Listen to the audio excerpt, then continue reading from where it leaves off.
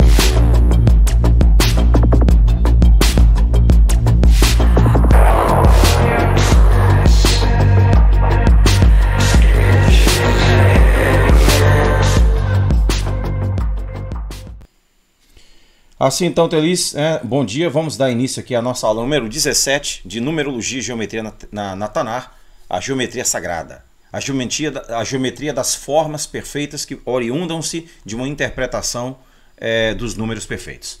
Então a poesia bíblica é sim um grande mistério. Nós iremos analisar aqui alguns termos principais nessa série de 5 vídeos sobre a poesia, assim como nós fizemos uma série de 5 vídeos sobre a narrativa, e vocês viram lá como que a narrativa bíblica é extremamente complexa e extremamente perfeita. Principalmente da ótica gemátrica, da ótica dos números, porque isso vai nos servir como uma base sólida, né, para nós criarmos a nossa numerologia pessoal sem precisarmos ter dúvidas quanto ao que estamos fazendo. Né? Nós vamos criar o nosso Eneagrama, que o Enea vem de 9, vem do número 9, são os 9 números sagrados, os mesmos números que existem de fato, 1, 2, 3, 4, 5, 6, 7, 8 e 9. O 0 é apenas um placeholder. O 0 ele é a representação do infinito. E quando ele retorna no número 10, no número 20, no número 30, 40, quer dizer que os números estão retornando na sua sequência à eternidade. Eles estão enraizados na eternidade. E se os números estão enraizados na eternidade, segundo o que nos diz a fabulosa Cabala, e Atanar, significa que nós, como somos formados de números, de proporções geométricas, assim como o universo, o macrocosmo, nós estamos também enraizados na eternidade. Essa é a conclusão que, inevitavelmente, nós vamos chegar. Então, vamos observar na sequência como que o texto hebraico vai revelar isso para nós aqui, nesse Salmo capítulo 4, versículo 1. Nós vamos analisar em especial essa palavra aqui. Ó. Então, Lela Matserra Beginot Mismole Davi Bechari Ameni Elohei, aqui ó, Ameni Elohei, aqui ó, meu Deus, né? Tzadiki, ó, Tzadiki, Batzar, aqui está Batzar, ó, Hikraveta, Lechaneni, Ushma, ó, Ushma, Tefilati, porque aqui no caso ele tem um som de I, né? Mas ele tem o iod no final. Então, Ushma Tefilati. Tefilat significa aquelas orações, caixas de orações que os antigos hebreus colocavam no passado e até hoje se coloca também. As tefilás são enroladas na testa e nos braços para que você possa fazer a recitação da Torá, com a caixinha de oração. Então, o que Davi queria dizer com isso, Tefilati, com o iod no final, é minhas orações. Que ouçais as minhas orações, ó, para que ouças as minhas orações. Então, o que ele está dizendo aqui com a palavra Tefilat é uma coisa muito maior do que a palavra semanticamente sendo analisada. Né? A semântica, o símbolo da palavra. Não, ela tem um símbolo muito maior ainda, que é o seu número. Ela vai dar 218 segundo o Rekrahi, que está aqui. Ela vai dar em outras alguns números, que nós vamos descobrir mais tarde, nas 25 formas de gemátria cabalística, que são números que estão se coadunando com esse número aqui, né, com esse primeiro número. Eles vão dar números distintos, e isso vai nos ensinar, quando nós virmos alguns números que são discrepantes, que aparentemente não dizem nada, na verdade eles estão dizendo tudo e muito mais. Então nós vamos observar que não existe discrepância nos números sagrados, depende apenas da abordagem que nós seguimos. E a abordagem escolar, acadêmica, simplesmente violou essa regra sagrada. E nós vamos redescobrir isso aqui com a nossa prática. 218 é a palavra Lematzerar, né? Que vale o quê? 11 no final. Então, 9, 10, 11 aqui, ó, tá vendo? Então nós temos aqui o número 11. Lembre-se que o número 11 é um dos números mestres, juntamente com 44, 55 e assim por diante. Então vocês vão observar que esses números são bastante usados dentro da poesia bíblica. E nós vamos observar que esta é uma das palavras que representa isso aí. Se nós formos analisar de uma forma mais contundente, nós vamos ver que ela é o quê? Um maestro, né? A palavra tem vários significados e traduções. Na tradução King James, essa palavra é traduzida como líder. O líder é aquele que conduz a sinfonia, que conduz a filarmônica, que entende das vibrações e que as transforma em uma composição musical, em uma harmonia. É isso que vai nos dizer lá a Harmonia dos Mundos, que nós vamos citar aqui e que nós vamos estudar nessa série de poesias do Johann Kepler. A obra dele, A Harmonia do Mundo, é simplesmente um clássico e ele faz citações dos antigos em grego, né, de forma Iâmblicos e outros mais, o Timeu de Platão, para nos dar a entender de fato por que esses homens alcançaram um nível tão proeminente e eles figuram em nossos livros de física e em nossos livros de ciência como grandes homens. Eles não chegaram lá sem nada. Mais uma vez, uma grande coincidência, né? Estudaram a Cabala, assim como Isaac Newton, Leibniz e outros mais. George Cantor, né? E Bolzano, Galileu. Você sabe que esses homens tinham conhecimentos de mística, conhecimentos profundos, né? E que não foram passados para nós. Eles são ensinados na sua versão materialista. Não queremos isso. Pode-se argumentar que essas duas explicações estão de fato conectadas. Quem é vitorioso é muitas vezes o líder. Então está citado aqui no livro o significado das palavras importantes nos Salmos, hebraico, da edição de Igdal Tsatka, né? Tsatkar, edição Kindle, tá bom? Na página número 14. Então a ideia de harmonia, beleza e confluência no Salmo 14, versículo 1, Lelamatsecha, que quer dizer aquele que dá o tom, aquele que entende quais são as frequências e os números que vão transmitir nos Salmos, e nós vamos analisar diversos Salmos. Vamos analisar o Salmo 23, vamos analisar o Salmo 119, que é um especial, né? Nós vamos analisar o que são as métricas diferentes do que estão nos Salmos, quais são as suas linguagens figuradas, Vamos analisar isso profundamente, porque, como eu disse a vocês, depois que nós analisarmos aqui a poesia, vamos passar para a forma geométrica. Vamos saber como que esses números ajudam a formar as formas, e se a tua numerologia pessoal der números como esse, você já vai saber automaticamente qual é a forma que está relacionada a você. Isso é que é importante, tá bom? Então, os salmos, até hoje, o hebraico moderno, o homem que conduz os músicos na orquestra é chamado de Menatserra, ou seja, maestro, é o que está no Salmo capítulo 1, versículo 1, logo na introdução, tá bem? Vamos lá. Então, outra palavra também que ocorre na Bíblia é Selah, aqui em hebraico. Ó. Esta palavra aparece na Bíblia 75 vezes, 71 no livro dos Salmos, e também aparece 3 vezes nos livros de Abacuque, uma vez no livro de Lamentações. Dá um total aí, né, o número justamente 95, né? Porque você tem aqui 9 mais 5 vai dar exatamente 14, que vai dar 5. Observe que essa letra está se referindo ao que é sólido. O que é sólido na linguagem bíblica? São os 5 sentidos, tá? São os nossos 5 sentidos percepcionais. Ele está falando que nós vamos ter que partir dos nossos sentidos percepcionais, só que nós não vamos parar neles. Nós vamos construir através da estrutura que vai surgir na numerologia, e nós vamos começar a entender as relações que vão nos conduzir a sairmos de uma perspectiva puramente sensorial, dos 5 sentidos, para uma perspectiva espiritual. Então aqui está Selah em hebraico. No livro dos Salmos a palavra Selah aparece sempre no final das passagens dos cânticos, né? No entanto, tanto no hebraico bíblico quanto no hebraico moderno, não há uma explicação clara para essa palavra. No entanto, nós vamos saber. Então, a palavra Selah, se você usar a metodologia Mispar Boné, né, Revoar, você vai ter 2, 4 e 5, que vai dar o quê? 9 e 11. Olha só. Por que a mesma palavra tem um valor, né, de 14, 15, ou de 14, 5, né, e também tem um valor de 11? Vamos atentar para esses fatos. Isso não é mera coincidência. Isso são 25 aspectos diferentes da gemática que nós vamos estudar aqui, e nós vamos descobrir que as palavras possuem, sim, mais de um número.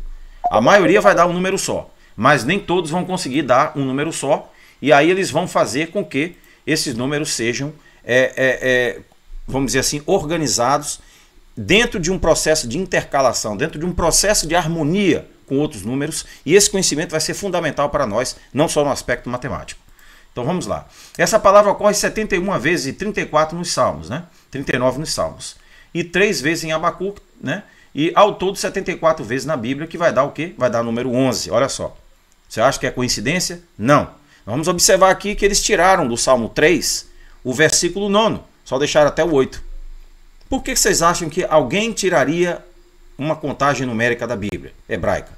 Talvez para confundir as pessoas? Talvez para provar de que não existe segredo nenhum na Bíblia, que não bateu, quando eu fui conferir não bateu?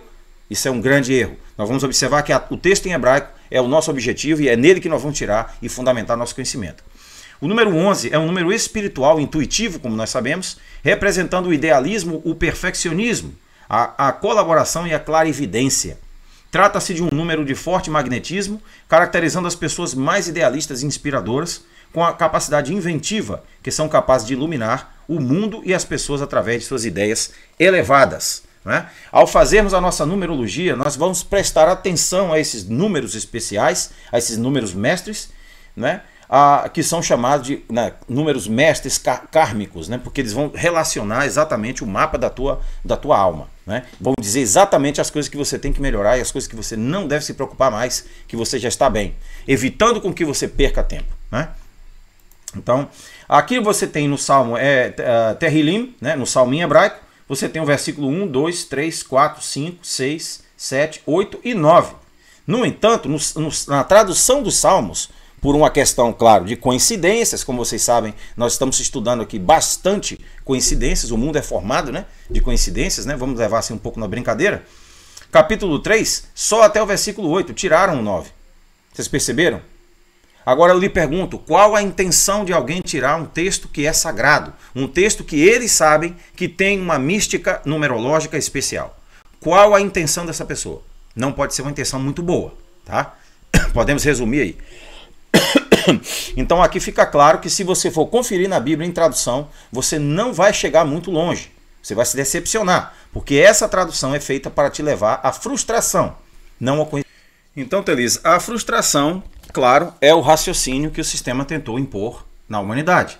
Você vai ler um texto, você vai ver incoerências, você não vai conseguir ver a mesma realidade exata que está no texto hebraico e você vai ser o quê? Vai se desencantar. Esse é o objetivo. O objetivo é levar a humanidade, através de traduções, a um pensamento de que a Bíblia não vale nada, de que a Bíblia foi uma invenção, de que a Bíblia é isso, que a Bíblia é aquilo outro. Esta é a narrativa.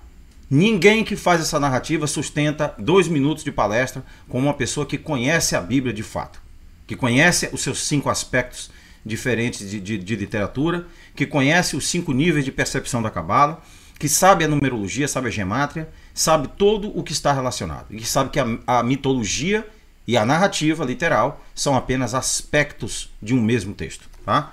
Então nós vamos ter que entender que existe sim uma intenção aí por trás de esconder algo. Nós temos aqui os números, né? Se você pegar os números que estão ali no Salmo, de 1 até o 9, você vai chegar, né? 18, ó, né? 11, né, por 9 vai chegar a justamente 18, que vai dar 9.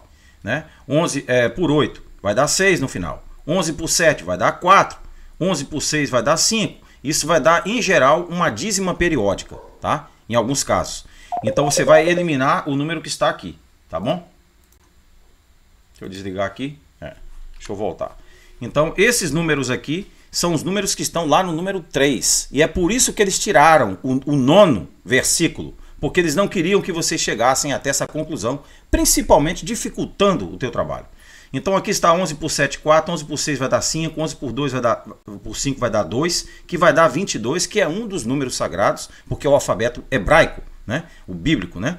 Aqui o 11 por 4 vai dar 3, que vai dar 2, ó, 5 e 7 e 5 depois do ponto vai dar 12, que vai dar 3, ó, vai dar voltar novamente esse número.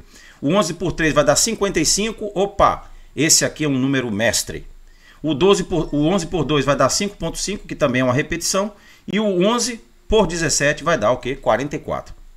Pelos números que você contar depois da dízima periódica, sem acrescentar o primeiro número. Então você vai ter os números finais, vão dar esses números aqui. 22, 54, 44, uma sequência de 3 números mestres, olha só. 3 números mestres dentro do Salmo, né? Sendo explicitamente demonstrado para aquele que está com a mente treinada para perceber. Porque se você está lendo uma tradução e está doutrinado por uma religião, você não vai perceber isso aqui. Isso vai passar direto por você. E a intenção é essa. Né? Então, isso é usado para entender aspectos kármicos na numerologia. E aqui estão os padrões, né? Ou os patrões, desculpa aí, tá um erro gráfico. Para entendermos a nós mesmos. Talvez a mudança na ordem original de versos nos Salmos 3 não tenha sido uma outra coincidência. Então, quando alguém disser, tirar o Salmo, o 9º versículo, foi só uma coincidência. Aí você confirma, porque realmente isso aí parece até um programa de humor, né? Não pode ser coincidência. Como que você retira de um documento desse um último versículo, como você está observando ali? Por quê? Porque é isso aqui que você vai ter quando você considera no texto hebraico. Você vai ter os números perfeitos kármicos e os outros números vão surgindo conforme nós vamos fazendo o nosso aprofundamento. Tá? Então vamos lá. Aspectos da narrativa que são reveladores. Terrilim 121, ó, que aqui vai dar o quê? Ó, vai dar 3, vai dar 4, vai dar 5, que dão exatamente os 5 sentidos, mais uma vez, ó. Então, Shir Lematzlot, ó, Lematzlot. Então aqui você tem Shir Lematzlot, ó, Lematzlot, Salmo 121, né? O que significa isso? Essa palavra evoca a ação de subir, de ascensão. Ela está falando de um processo de crescimento. Que processo de crescimento é esse? Não fala a Cabala que existe uma escada, né? Hassulam, que você tem que ascender. Essa escada é literal, você tem que subir literalmente? Não. Essa escada está dentro de você. A percepção de Deus é uma percepção de consciência e que você tem que atingir isso através das frequências e vibrações sagradas e os nomes divinos, tá? Ou os nomes sagrados, conforme dizemos, né? Eles dizem nome de Deus. Mas nós vamos ver lá na história da Cabala, na Cabala, a linguagem dos ramos, que os nomes de Deus nada mais são do que gemátria. Né? Não são que Deus tenha vários nomes. Né? A Cabala diz que Deus só tem... Deus ele não é conhecido, incógnito, ele é sem fronteiras e ele não possui apelações, ou seja, não possui nomes. Né? Então, a tradição cabalística ensina isso. Agora, dentro da tradição cabalística tem a gemátria que vão criar os 42, 72, né? E assim por diante, dos números sagrados. que os números sagrados são usados em quê? Em rituais de ascensão espiritual. Esse é o objetivo desses nomes, tá bom? Então vamos lá. Esta palavra evoca a ação de subir e é traduzida de acordo com o inglês ou com o português. Em hebraico, no entanto, esta palavra tem um significado adicional, passos. Ó. Os comentaristas dizem que isso se refere aos passos reais na entrada do templo. Os levitas se levantaram nesses degraus e cantaram os vários salmos. Existem 14 salmos que começam com Shir Hamalot, ó, Hamalot, com um Shir Hamalot no Salmo 121, que nós vimos aqui, né? E a partir disso, os comentaristas entendem que havia 15 degraus sobre os quais os levitas se apoiavam e existem 14 salmos que começam com Shir Hamalot, com o Shir Hamalot 121. A partir disso, os comentaristas entendem que havia 5 degraus e que os levitas se apoiavam sobre esses degraus. Eles subiam baseado nos salmos. Observe que essa era uma operação altamente ritualística. É isso que nós estamos aprendendo com a magia prática. A alta magia da Cabala, que é a sabedoria de Salomão, a chave de Salomão. Você está aprendendo a seguir o quê? Rituais. Há quanto tempo que nós não seguimos rituais? Há muito tempo, né? Então agora é hora de nós redescobrirmos essa antiga ciência, porque dentro do ritual, dentro dos passos, dentro da movimentação, está o segredo do avanço espiritual, tá bom? Misteriosamente. Vamos lá. Então, conforme os estudiosos, os construtores do templo tiveram cuidado em colocar exatamente 15 degraus, a fim de corresponder aos 15 salmos. Então vocês observem que os sacerdotes se locomoviam de acordo com gemátria. Eles sabiam que estavam em solo sagrado. Eles não poderiam se movimentar como uma pessoa inculta, desapercebida dos mistérios divinos, dos mistérios sagrados. Então está aí. Bom, o grande Robert Alter, né, Roberto em português, A Arte da Poesia Bíblica, página 1, né, livros básicos da publicadora, Basic Books em inglês. Quais são os elementos formais que compõem um poema na Bíblia hebraica? Ele diz, entre aspas, a ingenuidade incorrigível do senso comum pode levar a supor que os rudimentos de uma resposta seriam evidentes. Mas, na verdade, não há nenhum aspecto da literatura bíblica que tenha suscitado visões mais contraditórias, complicadas e às vezes bastante fantásticas. Desde a antiguidade tardia às últimas publicações acadêmicas, contemporaneamente falando. Para muitos, pode ter parecido que, após o De Sacra Poesie Hebraorum, 1753, produzido pelo Robert Love, né, o paralelismo semântico entre os dois, ou às vezes três, componentes de uma linha, estava firmemente estabelecido como um principal princípio organizador do sistema. Então você observe que o Robert Alter, ele não é um especialista em poesia e narrativa bíblica por nada. Ele teve acesso a conhecimento literário de primeira, esse inclusive em latim, né, pelo Robert Love, no século XVIII, né, finais do século XVIII. Aí. Então você observe que ele diz aqui que a ingenuidade das pessoas de achar que esse texto é um texto como qualquer outro. Ou como eu adoro, como as pessoas dizem, esse livro foi criado por homens. Né? Eu adoro quando as pessoas dizem isso, porque isso demonstra que uma pessoa está repetindo o que o outro diz sem parar para ter analisado, estudado o assunto a fundo e visto que ele está lidando com uma literatura altamente complexa, altamente misteriosa e que tem tudo a ver com a nossa existência aqui nesse mundo. Ela está dentro dela todos os códigos que estão relacionados à nossa existência, aos aspectos da personalidade, aos fenômenos psíquicos, mitológicos, né? Você vê que nós temos aqui a pessoa que é o narcisista. Por que narcisista? Porque vem de Narciso, da mitologia grega. Né? Aquela pessoa que se acha, né, que está apaixonado por si mesmo. Né? É o que isso? É um desvio psíquico. Né? Vamos dizer assim, é um desequilíbrio psíquico que precisa ser corrigido. Né? De outra forma, essa pessoa não vai conseguir viver com outras pessoas, ela não vai conseguir conviver com ninguém. Né? Então você observe que tudo isso está relacionado a Taná. Então não é de se surpreender de que a Bíblia tenha vários níveis, inclusive o mitológico e a narrativa, como nós vemos aí. Então, palavras que iremos escrutar nessa série de 5 vídeos, como vocês sabem, né, Remalot, Leregel, Lematser Ar, Selah, como nós vimos aí atrás, Menatser Ar, Maskil, Haskala, Muskal, Sechel, né, Mictam, que é o Mictão, né, que eles falam em português, e o Ketem, etc., além de outras. Tudo isso aqui vai estar na poesia dos Salmos. E nós vamos observar a numerologia deles. Né? Vamos contar aqui? 1, 2, 3, 4, 5, 6, 7, 8, 9, 10, 11. tá? Essa é a primeira fase. Olha só, número 11, número sagrado. Então vocês vão observar que o Shir HaMa'alot, que vocês estão vendo aqui na versão em hebraico transliterado, é na verdade uma nota musical altamente perfeita. É uma frequência que, se você se expuser a essa frequência, essa vibração com bastante frequência, você vai conseguir alterar os teus círculos de poder, que estão as suas sefirats, né? As sefirats vão ser equilibradas. Você é um instrumento. Observe que você é um instrumento. Deus fala através dos números, da geometria e da música, tá? Então a filosofia é o utensílio que vai reunir todos esses juntos, tá bom? Então vocês observem que a Bíblia está em perfeita consonância com o pensamento clássico. Então, se você é um instrumento, você nasceu o quê? Desafinado. E você precisa, através desse conhecimento, dessas vibrações, desses nomes sagrados, especiais, do conhecimento desses números, do eneagrama, da numerologia, você vai colocar você mesmo em perfeita tonalidade, tá? Você vai afinar o teu instrumento que está desafinado. E esse instrumento desafinado conduz à depressão, conduz ao crime, conduz a diversos males que a humanidade está passando hoje, simplesmente porque não se expuseram a esse conhecimento de forma séria, mas apenas de forma como uma distração, né? Nós não estamos fazendo isso aqui, nós vamos a fundo. Então, vamos considerar os salmos como sendo mantras? Vamos sim, porque tudo indica que realmente são.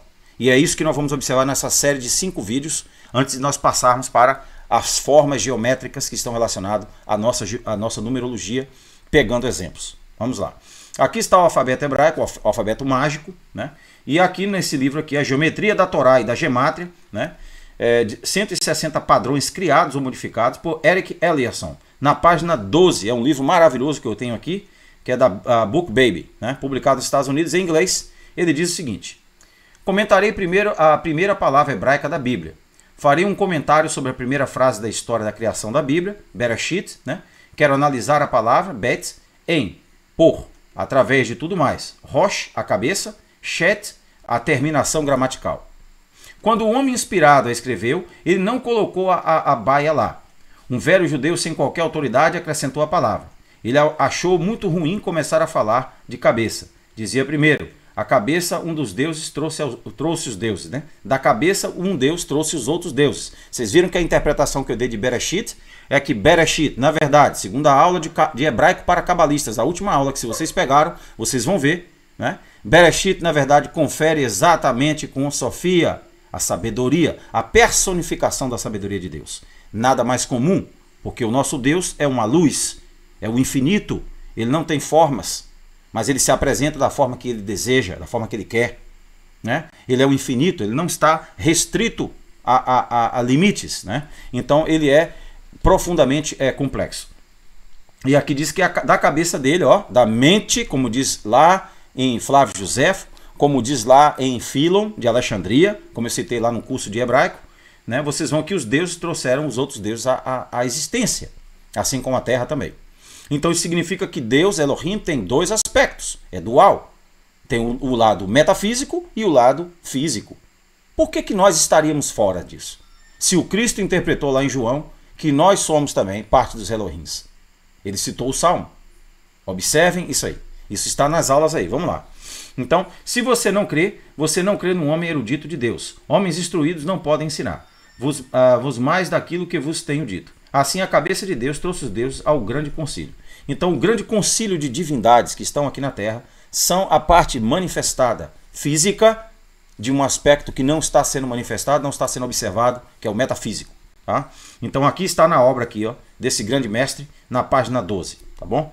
Então os sacerdotes sabiam exatamente quantos degraus eles tinham que subir e eles concordavam isso aí de acordo com o livro dos Salmos. Então era uma cerimônia, era um ritual. É uma magia, vamos dizer assim, porque ela tem um efeito. Tá? Ela tem números perfeitos, ela é um movimento exatamente, geometricamente calculado. Tá bom? Não é um acidente. Vamos lá. Duas coisas sobre as letras eu encontrei, exceto a ideia de colocar o Bet no Pei e fazer o Aleph e o Bet no Sadik final.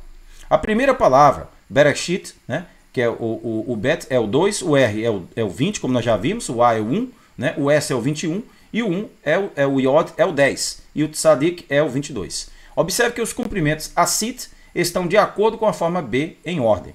Então aqui também está no livro Geometria e Gemátria, 160 padrões, por Eric Allison. Nós vamos citar muito mais, isso aqui é apenas a introdução, muito mais nessa série de 5 vídeos sobre a poesia bíblica, o que vários escritores disseram, porque eu quero documentar para vocês em bibliografia, para que vocês não sejam levados a achar que a minha opinião é a mais importante. Não, a minha opinião não representa absolutamente nada. O que eu creio só afeta a minha vida. Ele não é base para ninguém. O que vocês precisam, o que todos precisam, é de bibliografia e referência dos grandes mestres, para que vocês possam saber que esse conhecimento já vem se deslocando, já vem se desenvolvendo há muito tempo. Tá? E que por isso que nós temos grandes homens na história, porque esses homens estudaram a Cabala. Então, se você também acredita nisso, já viu evidências disso, vamos aprofundar nosso conhecimento e vamos crescer, porque o nosso objetivo é o sucesso. Tá? Vamos lá. Nós vamos observar nesse estudo de 5 vídeos, como vocês estão observando aí, dos Salmos, grandes homens, como por exemplo Heródoto, que fala dos mistérios pitagóricos como semelhantes aos de Orfeu. Nós vamos aprender que Orfeu está na Bíblia em grego, tá? É citado lá os mistérios de Orfeu, na carta de Pedro e em outras partes, mas como estão em grego, a tradução não permite com que o leitor tenha acesso, então ele fica completamente isolado desse conhecimento. Vamos aprender a reunificar isso aí. Nós temos 394, antes de Cristo, Arquitas de Terento, que deixou um fragmento sobre a aritmética de Pitágoras, que é valioso. Nós temos aqui 380 a.C., Theon de Esmirna. Nós temos 370 a.C., Filolau. A partir de 3 livros do autor tailandês, acredita-se que Platão compilou o seu livro Timeu. Ele foi provavelmente o primeiro que se comprometeu a escrever as doutrinas de Pitágoras. Então, Filolau, nós vamos encontrar essas citações aonde? Aqui mais à frente na obra que eu vou citar para vocês. E essas citações estarão todas reunidas lá. 322, Aristóteles, refere-se à sua metafísica, a Morabilia Magna, a ética a Nicômaco, Nicômaco de Estagira foi o seu pai. Então, aqui em 40, antes de Cristo, Before Christ, nós temos Cícero referindo às suas obras de Finibus e de Natura Deorum, é a obra de Cícero, onde ele vai citar na antiga Roma a correspondência com o conhecimento clássico a respeito dos números. Nós temos também em 500, depois de Cristo já, Nicolau de Gerasa, tratados de aritmética e harmonia. Nós temos em 300 depois de Cristo, Porfírio de Tiro, um grande filósofo, às vezes chamado em siríaco de Meller, ou rei, foi aluno de Longino e de Plotino. Plotino, vocês sabem, foi um neoplatonista que escreveu a Enéada, a Enéada que representa o Eneagrama, que representa os 9 números. 340 depois de Cristo, Iâmblicos, que é traduzido em português como Jâmblicos, mas é Iâmblicos em grego, escreveu The Mysteries, De Vita Pictogárica e a Aritmética de Nicômaco de Gerasa e as propriedades teológicas dos números. Então lá ele vai falar sobre os mistérios que existiam no passado, desde os egípcios aos babilônios, os caldeus. Em 450 depois de Cristo nós temos o Próclo, em seu comentário sobre as obras e dias de Hesíodo, dá informações sobre visões pitagóricas dos números. Em 560 depois de Cristo nós temos Simplício da Cilícia, contemporâneo de Justiniano. Então vocês observem que aqui está Iâmblicos, em grego. Nós vamos destacar bastante ele porque ele produziu obras maravilhosas e nós vamos observar, eu tenho aqui inclusive já incluído na bibliografia lá do Google Drive para que vocês possam ter acesso. Observem que muitas dessas literaturas não estão em português, só estão em inglês. Outras você pode encontrar em espanhol, porque nós estamos tratando de um assunto clássico. Então eu vou me reservar o direito de traduzir muitos desses livros e traduzir extratos para vocês, porque não existe tradução em português. Português simplesmente é uma língua que ficou excluída do mundo literário. O mundo lá fora tem muito mais, infinitamente mais vasta bibliografia do que nós temos em português aqui no Brasil, principalmente. Então, em espanhol você vai encontrar também muita coisa, tá bom? Então, aqui você vai ter Iâmblicos, 10 livros na obra, dos quais mais longos são os livros de 1 até o 3. O conteúdo dos livros de Iâmblico, que nós vamos analisar juntamente com o estudo da Cabala, porque nós precisamos de um viés clássico do que era o entendimento lá do passado sobre os números e a geometria, para que a gente compare isso com o estudo da Cabala, para que a gente solidifique o nosso conhecimento através da abordagem comparativa. Tá? O livro 1 nós temos a alma e os deuses, olha só. Nós temos o livro 2, Epifanias, ó. Nós temos no livro 3, Ritual Maníaco, ó, a da mania, como se diz em grego. No livro 4, a justiça. No livro 5, a natureza do sacrifício. Ó, livro 6, o processo e os efeitos do sacrifício. Livro 7, o simbolismo egípcio, ó, muito importante. Tá?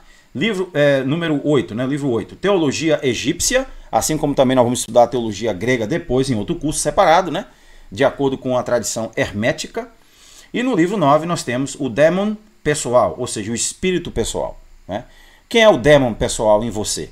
É justamente o instrumento que possui 7 esferas principais, que são as sefirotes, né? E que estão o quê?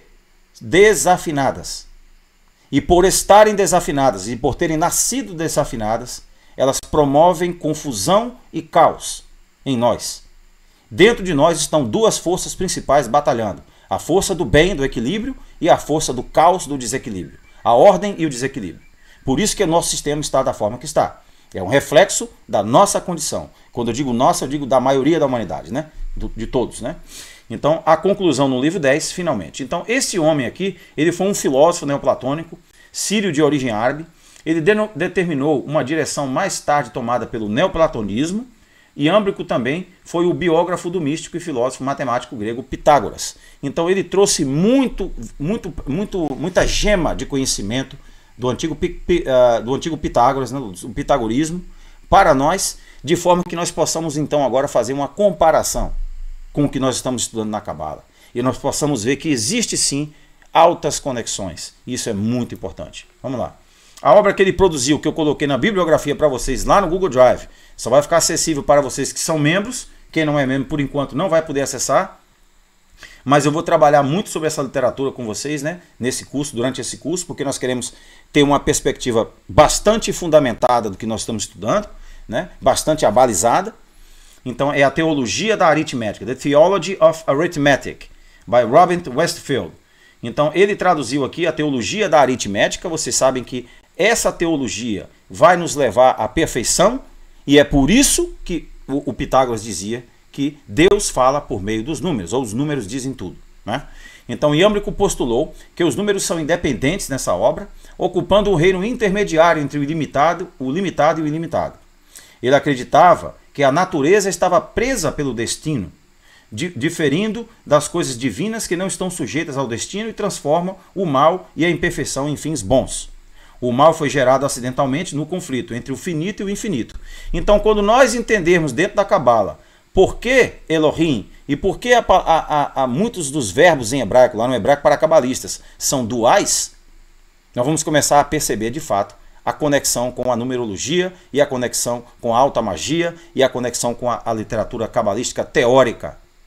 Né? Nós vamos observar o Yunut, né, como vocês viram lá na Cabala, para a Cabala é a linguagem dos ramos, né? O Maasit e o Yunut. Então vocês vão observar que existe uma relação conflitante entre o finito e o infinito, entre a essência e a acidência, entre o esotérico e o exotérico. E nós temos que fazer nosso trabalho de casa, que é justamente reunir essa discrepância, essa aparente dicotomia. Ela tem que ser reunida novamente. Quando nós conseguirmos reunir isso aí, nós então entraremos na mônada, no pensamento unificado. Tá bom? Então, Johannes Kepler, na Harmonias do Mundo, né, nessa obra maravilhosa, dezembro de 1571, Berlim, até novembro de 1630, foi um astrônomo, matemático, astrólogo, filósofo natural e escritor alemão. Ele é uma figura-chave na revolução científica do século XVII, mais conhecido por suas leis do movimento planetário e seus livros. A Astronomia Nova, Harmonici Mundi, né, o Epitome Astronomiae Copernicae, influenciando, entre outros, o próprio Isaac Newton. Então, aqui nessa obra, pelas citações que eu vou mostrar para vocês, vocês vão descobrir que ele estudou tudo isso que nós estamos estudando agora. Ele estudou a Cabala. Primeiro, ele conheceu a numerologia perfeita da Cabala, os números perfeitos, para depois conhecer as formas perfeitas. Desculpem. E daí, então, ele começou a entender o universo como o universo de fato é.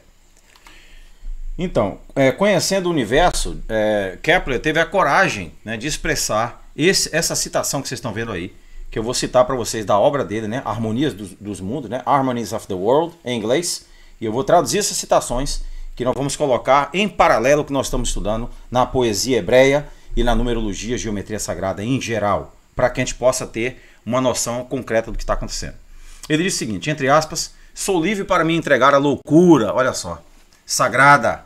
Sou livre para provocar os mortais com a confissão franca de que estou roubando os vasos de ouro dos egípcios, a fim de construir deles um templo para o meu Deus, longe do território do Egito. Se me perdoares, regozijar-me-ei. Se você estiver enfurecido, eu vou aguentar. O dado está lançado e estou escrevendo o livro. Se para ser lido por meus contemporâneos ou pela posteridade, não importa. Por quê? Porque ele sabe que esse conhecimento é eterno. Tá? Esse conhecimento é divino. Então olha como é que ele se referiu ao conhecimento. A loucura de Deus. Não é isso que o apóstolo Paulo diz? Que a loucura de Deus é mais sábia do que a sabedoria do homem? Né? De que a loucura dos homens, né? A loucura, o que é para os homens uma loucura, o que parece ser uma loucura, é na verdade sabedoria para Deus. Então vocês percebem como existe uma certa discrepante visão sobre a realidade metafísica? E que apenas os mais corajosos, mais audazes, tiveram coragem de analisar os números da forma em que eles são, sem nenhuma agenda, sem nenhum dogma acadêmico, matemático ou assim por diante, mas desvencilharam-se dessas coisas e passaram a entrar em algo muito profundo, assim como fez esse grande homem, Johann Kepler. Né? Então, ele postulou aqui algumas coisas que ele descobriu desse estudo. Vamos lá. Primeira coisa, relativamente aos 5 números sólidos regulares, olha só, vamos saber quem são eles, a relação que eles têm uns com os outros, né? Sobre o parentesco entre eles e as proporções harmônicas, o resumo da doutrina astronômica necessária para a especulação sobre as harmonias celestes, em que as coisas relativas aos movimentos planetários foram expressas e as consonâncias simples e que todas aquelas consonâncias que estão presentes no canto são encontrados nos céus. Que as chaves da escala musical, olha só, ou pitches, né, do sistema, e os gêneros de consonâncias, o maior e o menor, são expressos em certos movimentos. Então, se nós aprendermos a fazer o ritual, que o ritual é nosso, nós vamos fazer isso à frente de alguém, nós vamos fazer isso na vida cotidiana, nós vamos fazer dentro do nosso tapete sagrado, né, na chave de Salomão, como nós estamos aprendendo, o ritual, a observância dos astros, isto é a alta magia clássica. Tá? Essa é a magia dos antigos. É a confluência das forças de cima com as forças de baixo. E nós temos que passar por esse treinamento. Não procurem um conhecimento que não te leva ao trabalho árduo, porque o trabalho mais fácil vai te levar a perder de perspectiva o verdadeiro conhecimento. Então não acredite em nada muito fácil. Esse trabalho é um trabalho meticuloso, é um trabalho sistemático para pessoas que querem de fato conhecer a realidade. Nós estamos tomando, por exemplo, aí homens que eram dedicados exclusivamente a esse conhecimento e o patamar que eles conseguiram na sociedade, né? Na história da humanidade. Então aqui está, né? Johannes Kepler, As Harmonias do Mundo, página 6. Ele cita essas primeiras 5 pontos aqui em que ele destacou lá, né? Então ele diz mais o seguinte, que os tons ou modos musicais únicos são de alguma forma expressos pelos planetas únicos. 7. Que os contrapontos e harmonias universais de todos os planetas possam existir e ser diferentes uns dos outros. Olha só, ele diz que existem algumas diferenças e existem algumas coisas em comum, assim como o número dos planetas. Um é o 5º dia, mas é o número 6. Observem que isso é um sinal. Observem que esses homens não viam isso como um ponto de parada. Ah, não consegui entender. Não, eles viram isso como um ponto de continuação, porque eles sabiam que existia sim um segredo, né, interrelacionado aí entre os astros, né, assim como em nós. Então que os 4 tipos de voz se expressam nos planetas: soprano, contralto, tenor e baixo. Então você veja, soprano, contralto, tenor e baixo. Então ele está falando aqui de quê? De música divina. Ele está dizendo que os planetas expressam uma harmonia tão perfeita que geram a vida. Tá? É isso que ele está dizendo. E esse universo não me parece caótico, segundo a perspectiva do Kepler. Esse universo não me parece uma bagunça, como nos passaram nas universidades e nas escolas. Né? Como deturparam a Bíblia. Né? Como tiraram o nono verso lá do Salmo 3, versículo 1, né? Do Salmo 3 especial, né? Do 1 até o 9, eles tiraram o 9, ficou o 8. Vocês estão observando que existe uma tentativa de contrariar o que esses homens descobriram? Né? A própria natureza das coisas, ele disse, entre aspas, né? Na página 6, para revelar-se à humanidade, estava em ação nos diferentes intérpretes diferentes da era do dedo de Deus, para usar a expressão hebraica. Olha só, ele cita o hebraico, como conhecendo intimamente o que a palavra hebraica significa. Veja só. E aqui na mente de dois homens, que se entregaram inteiramente à contemplação da natureza, havia a mesma concepção quanto à configuração do mundo, embora nenhum deles tivesse sido o guia do outro para seguir esse caminho. Johannes Kepler, As Harmonias do Mundo, página 6, aqui está a citação dele. Essa obra será bastante citada, isso aqui é só o começo, o início, né? Nós iremos citar juntamente com o Albert Alter lá na poesia, porque nós vamos confluir exatamente as autoridades nesses assuntos para que nós possamos tirar a nossa síntese. O estudo do Talmud não é doutrinário, não é uma doutrina cega que você tem que seguir, ele é uma tese, uma antítese, e você tem a obrigação de produzir a síntese, a compreensão do melhor entre os dois, que aparentemente são discrepantes. Esta é a forma da Cabala, para nós eliminarmos a dualidade e assumirmos a mônada. A mônada de Leibniz. Leibniz escreveu uma obra chamada A Mônada. Exatamente lá ele descreve os mesmos padrões, os mesmos princípios que Johann Kepler descreve aqui nessa obra. Tá? E nós vamos ter acesso a isso aí porque isso é importante. Bom, ele também nos ensina aí algo muito importante. Antes de abordar essas questões, ele fala entre aspas, desejo imprimir aos meus leitores a própria exortação de Timeu, né, o livro de Platão, né, filósofo pagão. Ele diz pagão porque, claro, né, ele estava sob a tutela da igreja ainda lá na Idade Média, né, aí no final, né, que falaria sobre as mesmas coisas. Deve ser aprendido pelos cristãos com a maior admiração e vergonha também, se não o imitarem. Então, aqui nesse texto em grego, né, ele citou o seguinte: Ala Sócrates tuto de Pantes, Isiká praxis sofronises, ó, sofronises, ó, da onde vem a palavra sofronis, ó, sofronis ou fronises, froneses, ó, é uma variação da mesma palavra que Paulo usa no Novo Testamento. Observaram a conexão? Observaram? Então vamos lá, vamos observar. Muterussim, vamos continuar aqui. Meterussim epipassim enorgi que ischimiku kamegalo em pragmatos. Pragmatos, da onde vem a nossa palavra pragmática, o nosso interesse, né, secundário, o nosso interesse secular, não o nosso interesse de alma, de espírito, né? Então, pragmatos, ou seja, aquilo que é julgado como de valor ou não entre os homens, né, de interesse. Então, vamos lá. Feona feinen cosim, en cusim, imaste tus peritus pandus, logos proiesta em melondas,